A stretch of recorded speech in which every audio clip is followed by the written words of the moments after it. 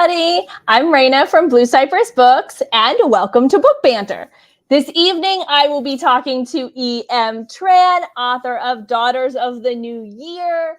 She is a local author, and this is her debut novel. It is beautiful and spans generations, and I loved every single bit of it and can't wait to talk to her this evening. If you have any questions throughout the event, type them in the comments and we will answer those questions as we go through the evening. So I'm going to click this button and welcome. Hi, how are you? Hi, I'm great. Thanks for having me. I'm excited to be here. Yay, I'm so excited to finally be able to talk to you about your book and about life. We've run into each other multiple times. We have like all these weird connections. Yes. And I'm just super excited that you're here with me this evening. Yeah, no, New Orleans, I feel like is what do they say? It's like a small town, big city, or big city, small town, one of those things. So I feel like, especially in the book world, there's a lot of overlapping connections. There really are. And I've lived here for almost 18 years now. And it's one of those things you hear and you're like, okay, where I came from, like, this is a huge city. And I'm like, there's no way you're going to run into people in this huge city. Like, I hear what you're saying, but what are the odds? And I don't know, like a year in, like you're here for a little while and you get a job and you're like meeting people. And it's true, you just run into people in the grocery store and you're like, what are you doing on this side of town? You know? Yeah, no, the grocery store is a very dangerous place. Like, don't go there looking like you just woke up because you will see something, and it'll be embarrassing for you. You will. It's true. And you do know people a lot of times will stay in their neighborhoods. And so if I am across town and I go to that grocery store for some reason, I got to pick up some milk. I'm like, oh, who could I run into here? Like, who do I know that lives around here? And it's so true. Absolutely. It is so true. So can you give us like the elevator pitch for your book? Yeah. So my book is about a Vietnamese American family in New Orleans, our favorite city. And it's focusing on a mother, Swan, and her three daughters, Trac, Nhi, and True. And the narrative follows them backwards in time as they regress in age. And we see them live through historic events like Hurricane Katrina, 9/11, the fall of Saigon. And eventually the characters that we start with regress so much in age that they disappear, and we meet other characters like grandmothers and great-grandmothers and great-great-grandmothers, until finally we end with these Vietnamese woman warriors that originally inspired the book. I'm sorry, wait, they originally inspired the book? Yes. They were one of the, well, I would say that like they were the catalyst for like my embarking on this giant project. I was doing research during my PhD because my focus was Asian American diasporic literatures. And so I was reading a lot of history about Vietnam and Southeast Asia. And I learned about these woman warriors. And it just all kind of, along with some other things that I was doing, it kind of all clicked into place and I started writing the book because of them. Okay, not what I was expecting you to say. What did you think I was going to say? I know that like the current family and current times have a lot of similarities to your family. And so I figured, of course, that's where you started and went the other way. But no, you can't. No, I started way, way in the past with these woman warriors. So Lady True is from around like 200, like the 200s. And the Trung sisters are from like 40, 80. So they're like way back in time. And I was really interested in them because they're these like figures that they're real people that existed, and they led these revolts against like Chinese invasion.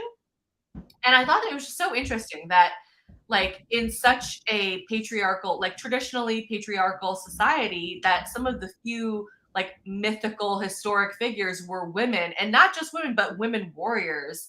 So I started doing like a little bit of investigation into their stories, and they're so far back in time that a lot of the history around them is hard to confirm. And so they've been really mythologized, and a lot of it is like fictional, and it's just very interesting. So when I started doing the research into them, I started thinking about like all of the ways that, you know, well, one, that women, like if these women warriors have been lifted to such heights, right? Like how many other women have existed that just like didn't make it into history? And two, like how that is kind of parallel to my own relationship to my family's history, like how there are so many things I don't know about the my family line in general, but just like the women in my family and what they have done. So it was kind of like that's why they were the catalyst for writing the book, because like I was interested on like this like really gigantic scope, historic scope, but I also was really it felt just really in tune with what I was experiencing on like a personal individual level. Yeah, and I found with any like family history that I've looked at for myself, the women tend to be the oral history. Like my mom will tell about my grandmother will tell about her mother, but like when you look at paperwork, it's all names of men. Yeah. So yeah, and anytime you see a woman show up by herself, you're like, ooh, Yeah. what's that story, right? Because there must be something, some reason why there isn't a man's name associated with her. So like I find that fascinating, and that goes along with what you're saying about the Tran sisters, whether it's oral and fictional to many degrees, because nobody thought this was worth keeping track of. So. But they must have been really badass to, in like 40 AD to be like, come on, men, let's go fight these invaders. And for all of them to be like, yeah, let's do it. So, I was very intrigued by them. And I was thinking like in terms of record keeping, one of the most interesting things that, because when I was doing this research for the Trung sisters and Lady True, I was at Ohio University doing my PhD. And at that time, you can do like, normally you teach, like you're a TA. But I had gotten a different like TA-ship as a rare books assistant in like a rare books vault, and it was amazing. I was about to say like, oh my god, it was the best job I've ever had. Like I just spent all day in this gigantic book vault, and I would like deal with all of these amazing, it's just incredible. I didn't even know that these things existed until I was actually there, and I was like, book vaults, how did I not know about this? But one of the things that they archived were these intake papers for the asylum, the insane asylum that was on campus. And okay. Yeah, I know, casual, right? Right. And one of the things that they like, the most common person that would be sent to the insane asylum actually predominantly were women. And they would get sent, like, there was like really, there's all these like unmarked graves at the asylum. And like, there's like really no, these women disappear into history, except that these intake forms exist. And so what I was really interested in when I was reading the intake forms was that like some of the like reasons that people would put their wives or their daughters in insane asylums were like just crazy. Like it was like she was too hysterical, or like her period like made her too hysterical, and so she was like too aggressive towards her husband or something, and then they would put her in the insane asylum, stuff like that. It was just nuts. So I was reading these intake papers like alongside reading about this history of like this like semi-fictionalized history of women warriors, and I was just like, wow. Oh my god, the kind of like separate, the just separate ends of the spectrum, like the reality we really live through, and then like this weird lifting of women on the pedestal to kind of as like a way to say like, oh, it's okay though, like we raise women up, they're women warriors, like they help lead this invasion, but only if they behave in this masculine warrior way versus whether like thinking about like if you were acting like a woman warrior at a, the wrong time, the wrong place. Like if you're acting too aggressive, then you could be put in an asylum. So yeah, anyway, that's a tangent, but I was doing all that research at the same time, and it was just so interesting to me when I was writing the book. I was thinking about that dichotomy. And yeah. Now that's fascinating. And at first I was like, how did you end up in Ohio? But you know what?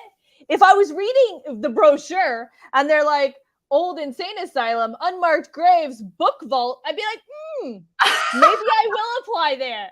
They should put that in the brochure. But the reason I went there was because they have a really great creative writing PhD program. I bet they do. Yeah. And I actually did not know about any of those things. And when I moved there, it was a huge like culture shock, because I'd never lived in Ohio, haven't been to Ohio really. And I get there and it's actually like they don't really consider themselves Ohioan. I mean, it's Ohio, but it's in Appalachia. And so it's like the town was really like 40 minutes away from West Virginia. Really. Like the closest city was in West Virginia rather than in Ohio.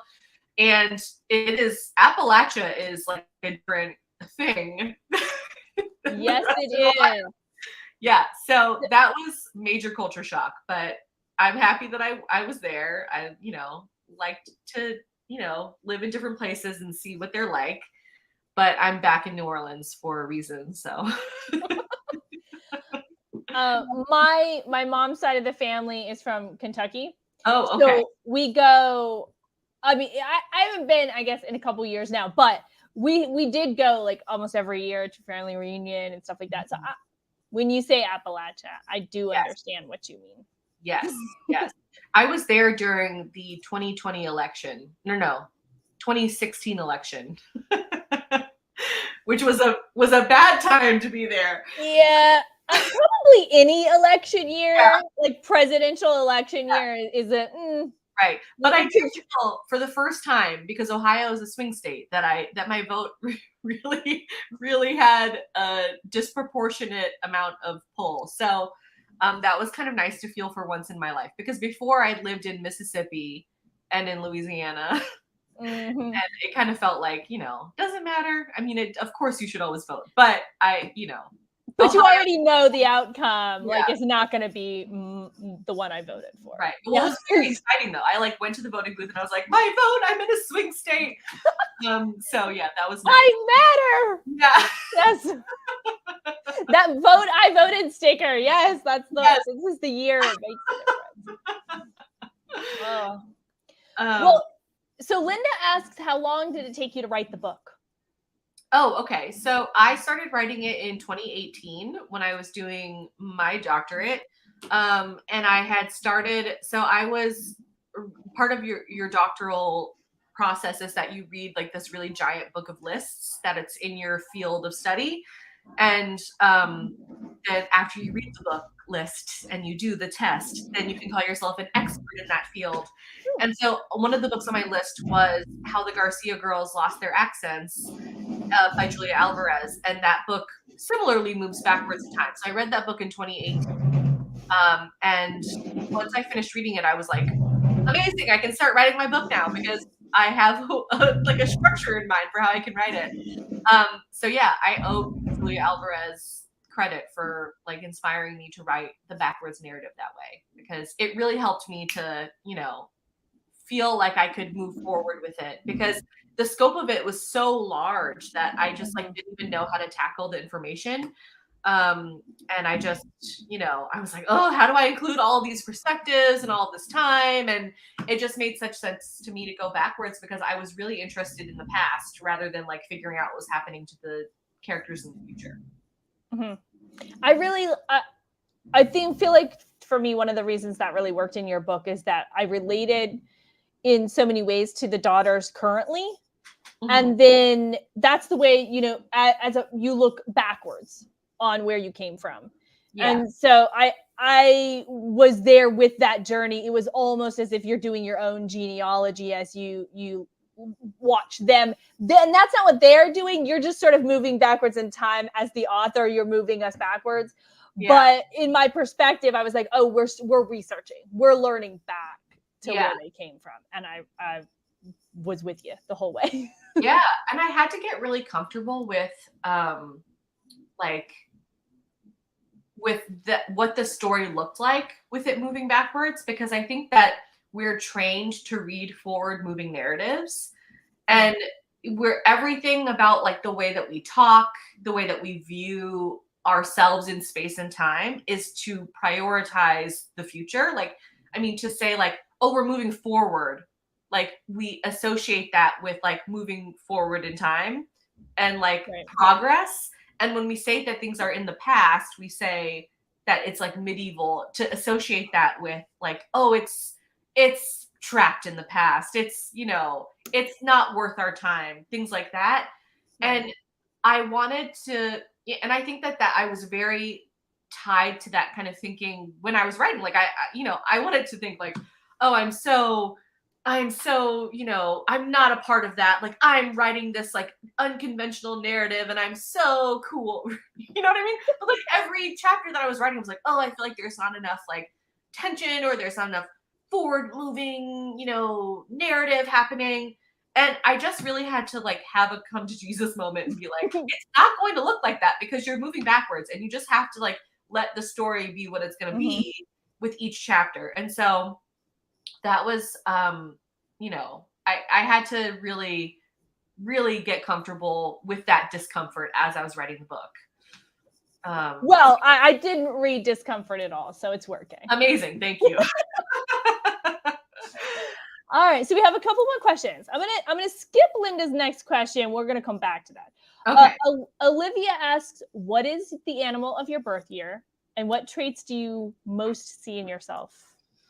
Okay, so my birth year, that's a good question, because I like to think that I'm above such things as the zodiac, but I'm really not, because I check it. I've, you know, grew up with it, and I check my horoscope all the time, and I'm like, oh yeah, that's true. That did happen to me. And then, but like the intellectual part of me is like, it's made up, right? And then like the other part of me is like, it's fun. I like it.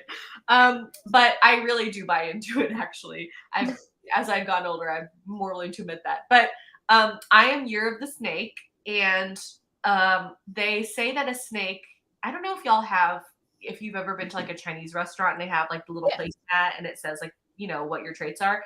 On that placemat, I remember it saying like the snake is wise but very vain. and kind of like cold, like a cool customer. And I would say that I am a little bit I wouldn't say that I'm cold per se, but I do have like people have told me that sometimes I'm hard to read, and I think I project like a outward facing persona that is maybe very different from like who I am at home. And I do think that a lot of people come to me. I'm like the friend that is I would sometimes say like maybe the therapist friend, like the unofficial therapist friend, who like will listen to your problems and be like, oh, well, have you tried this? Or like, I hear you, things like that. So I would say that I'm wise in that way. You know, not to pat myself on the shoulder, but I do have vain tendencies in that, like maybe not vain per se. Like I wouldn't say like, oh, like I'm so hot, but like and maybe this is from my mom, because my mom was a beauty queen. I'm very self-conscious about my skin. And you know, like I had bad skin growing up, and I'm still very, very sensitive about it. So I do kind of stress out about that a lot. And I do, specifically with my mother, I do feel very conscious about like the way that I'm presenting myself and things like that. So I do think that's a very snake-like quality, according to the placemat. But yeah, no, but I'm also an earth snake. My elemental year is earth. And so they do say that earth tempers like the coolness of the snake. So I guess I'm not as a regular snake. By cool, I mean like, you know, motorbike, leather jacket cool. Like I don't think that I'm actually as cool as other snakes. So that's the earth element. Again, I don't know if it's made up, Olivia. I'm here for it. I believe it. Right? I mean, I completely agree. You got to take all this stuff with a grain of salt. But at the same time, the amount of times I've looked up, like, I'm a monkey, or I've looked up monkey, or I've looked up Sagittarius, and it's been spot on. I'd be like, oh, well, Yeah. It's hard to completely dismiss it when so often it's like, that's well over half accurate. So Yeah. You know, yes. By the way, my sister's a monkey also. But I will say, like, my mom, so when I got married, we got married in 2020, which was, as you know, a bad year to get married. I don't know, there are some As long as you didn't really want a large wedding, you're Yeah. good to go. Right. Well, I think in 2020, if you wanted any wedding, it was any wedding larger than 2 people. But so we got married in 2020, and when we were planning the wedding, I was like, I really wanted a spring wedding, like all basic ladies. I wanted a spring wedding. I wanted, like spring florals, and I wanted it to be as basic as possible. And I was like, I want to have it in like March or April. And my mom was like, you have to bring me the dates before you schedule your venue. Like, you cannot schedule your venue without running it past me. I'll look at your signs. I'll like run it through the zodiac test that I'm going to do in my mind. And I was like, oh, okay, fine. So I went to my mom and I was like, okay, I really want to have a spring wedding. And she was like, you cannot have a spring wedding. You must have it before the end of February. That's like the only that you can have it in the year of 2020 because of the way that like your signs, how they fall, what years you're born and things like that. And I was like, really? I can't have it before, I have to have it before February. So we ended up having our wedding on February 1st. And then like 2 weeks later, they were like, everything is shutting down because of COVID and we can't have any events. And I was like, oh, maybe my mom was correct. You're like, all right, Mom, you win. Yeah, maybe the zodiac is real. So yes, I'm a believer now because of that. But anyway, I love it. I love it. Okay, so Anne asks, how determinative do you personally think the past is in our lives outside of fiction? She has a second question. I'm gonna ask both of them, so they kind of go together. Okay. Do you feel anchored by or haunted by the past lived by ancestors? Okay. Yeah. The past by the past lived by ancestors. Yeah, okay. Love a ghost question. Mm-hmm. Hi, Anne, by the way. How determinative do you personally think the past is in our lives? Well, I think that the past is like,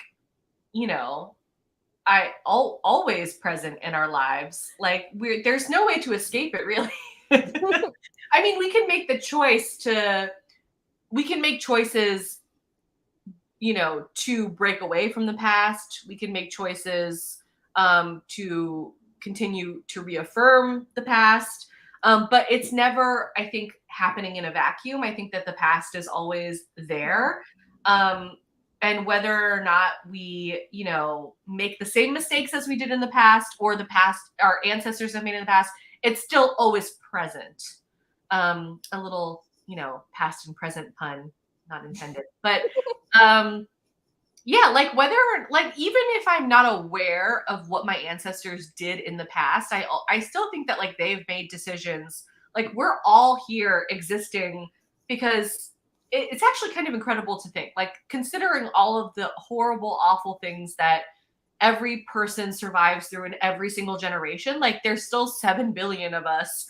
And the reason that there are 7 billion of us is because some person before us was able to survive whatever horrible thing happened in their lifetime, which I just think is so incredible. There are so many things that can go wrong, like just like with the human body alone, but like consider like all of the other things that happen.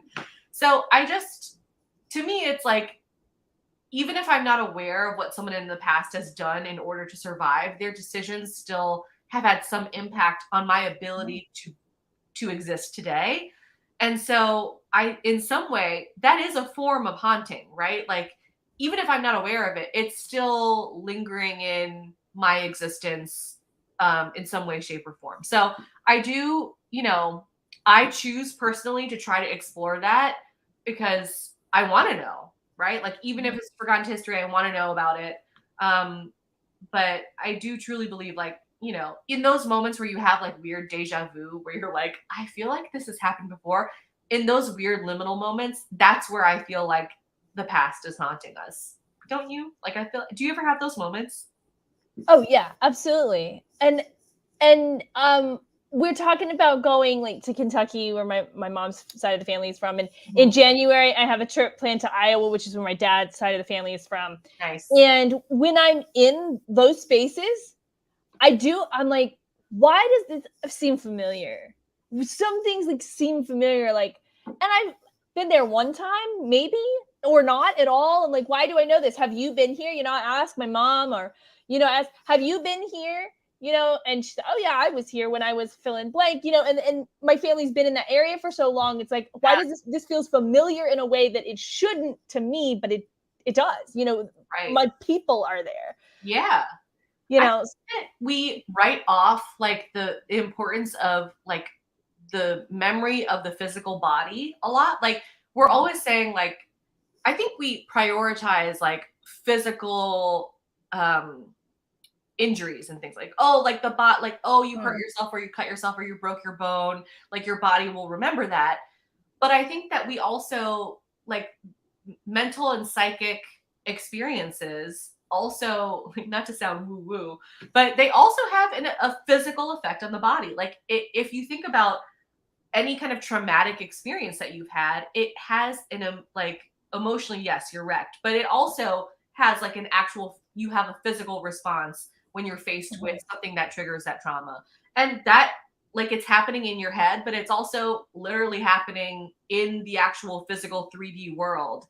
And so I just, when you're going into spaces where you're like, my body feels like it remembers this, I feel like you can also think about that as like a lineage, right? Like, if your body is remembering it, someone before you, someone before that person, like, if we can remember trauma through our physical body, I feel like you could also, it can be intergenerational as well, right? Like, you can pass that on through each person. Now, I don't have any science to back that up.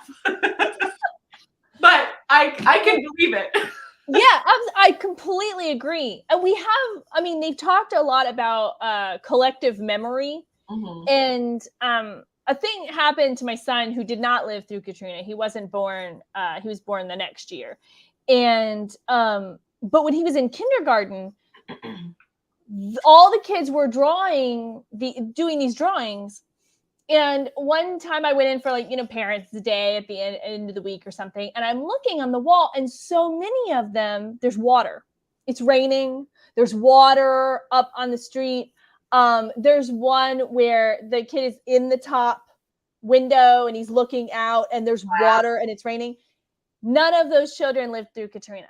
They're all my son's age. They were all in kindergarten. Wow. So, and I brought it up with the kindergarten teacher, and she's like, yeah, it's weird because they've lived in this area, and they have stories from home. Some of them do, some of them don't.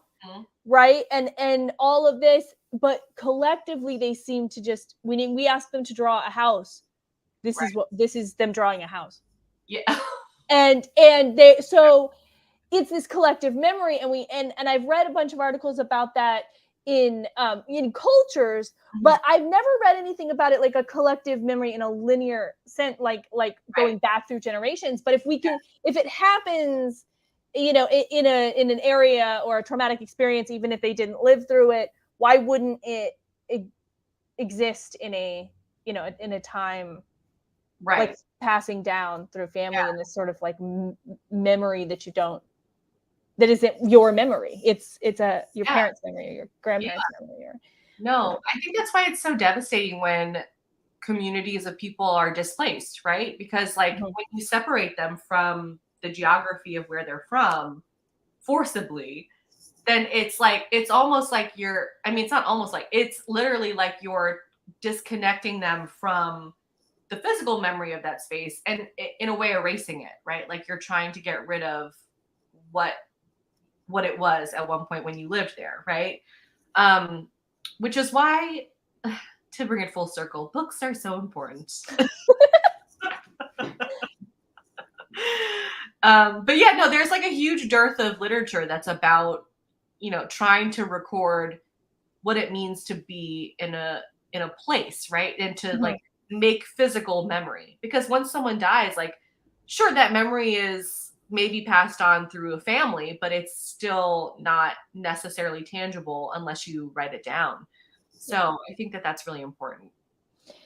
I could not agree more. And I think a lot like you're talking about the Trung sisters, where half of it is fiction and half of it is real. Your book kind of skates that same line a little bit. Yeah. Which is going to bring me back to Linda's second question. Did your family have any issues with some of the things you put in your book? Oh, Linda. I thought that they would. I was nervous. Ooh, sorry, someone's like drag racing on my street. I thought that they would. I was nervous about it because it is fictional.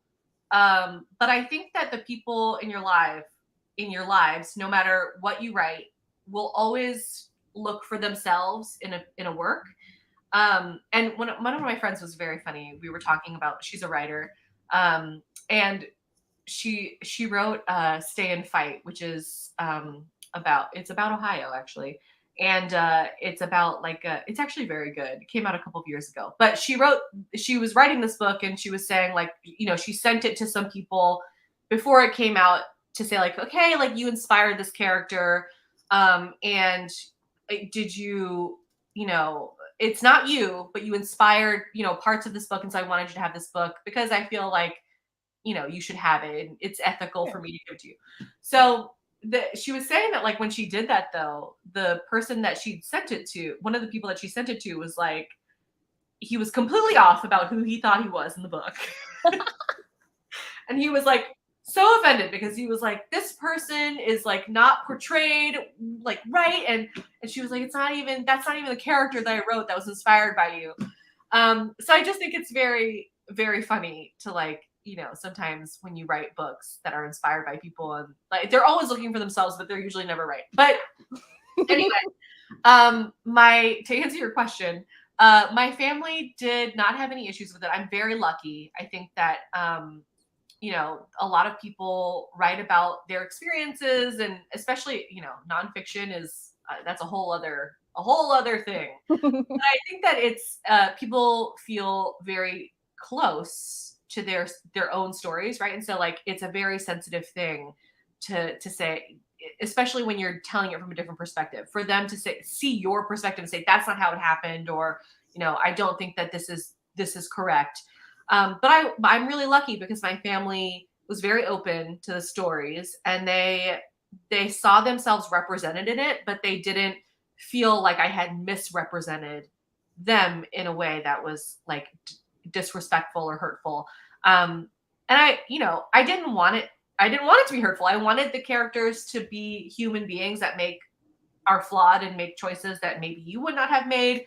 But I didn't want it to ever be like, the mom's a villain for doing this or anything like that. I wanted them all to be complex, fully fleshed characters. And so, I was very relieved, though, when they read the book. And actually, to be completely honest, my mom, who is hilarious, I was very nervous that she would read it and be like, oh my God, Swan, the mother, is like a horrible person. She's a bad mom, which she's not, by the way.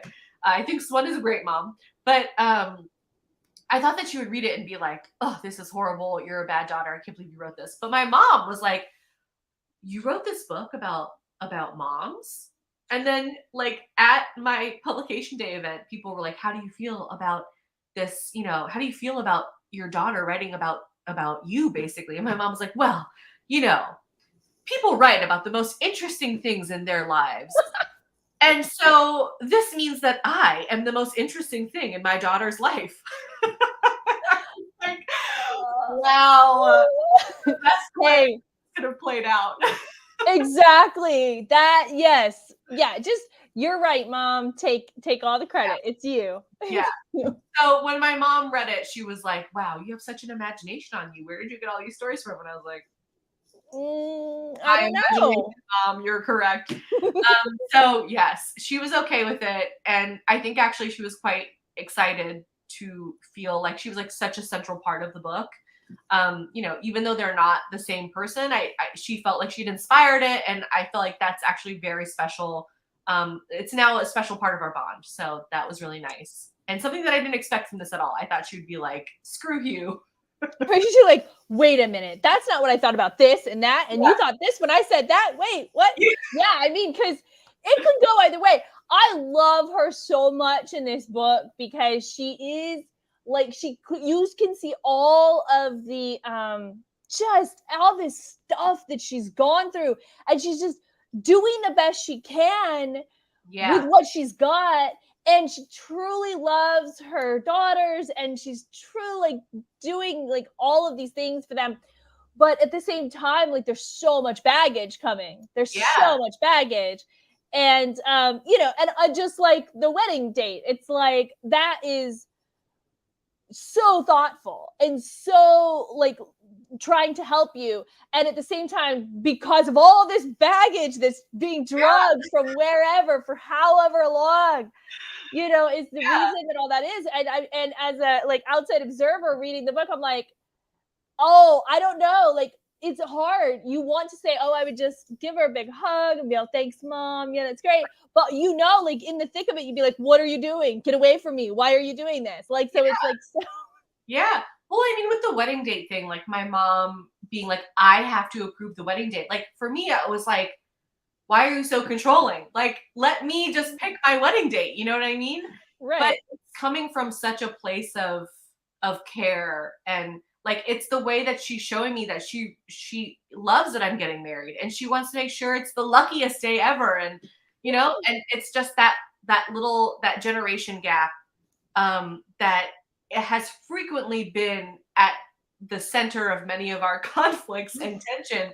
And I think for many first generation immigrants, or for many first generation kids of immigrants, I think that that's a lot of the time where misunderstanding happens is like, that it's coming from a place of love and good Mhm. intention, but it's still so annoying. And for young, Yeah. it's like, why won't you listen to me? Like, I know I just care about you, and I know that this will just be Right. the best thing for us, but you're so ungrateful. And so I didn't want it to be one-sided. Like, I didn't want it to just be like the kids be like, oh, why are my parents so controlling? And so writing from the parents' perspective Mhm. was very important to me, and it forced me to be more empathetic towards my mother. Well, I was about to say, like, as well, we're getting to the end of our conversation, but do you feel like this was at all cathartic for you? Did you get insight into your immediate family um Yeah, you going know, through this? I think that it was the writing the present day stuff was difficult because I had to be more fair to the other characters than I would maybe in real life. And because if you're not being fair to all of the characters, and you're not really doing the work that you need to do when you're writing. Right. And so I that was very difficult. But for me, the catharsis came in the second half of the book when I was freed of that kind of present day coming from experience type stuff. And it was very liberating to do all of this research about the past, and then to really fully imagine what the past might have looked like, one possibility of it. And that to me helped make me feel more in touch with what frequently feel disconnected from in my daily life, from my culture, and like this cultural history that's often feels very far away, both geographically and like emotionally. And so doing that and going like the farther and farther back in time, the more and more I felt like I had the freedom and the permission to like imagine what it would be like to be a part of this like larger cultural tapestry, if you will. So that was very freeing. And I'm happy that I went backwards because of that. Actually, it made me feel like I was really participating in a bigger project that went far beyond like my own little stories and my own family. Yeah. Well, I feel like I could keep going for like at least double this amount of time. I want to know more. I want to talk about the beauty pageant that I thought you made up, the like ugly, like you did not make that up. I Googled it.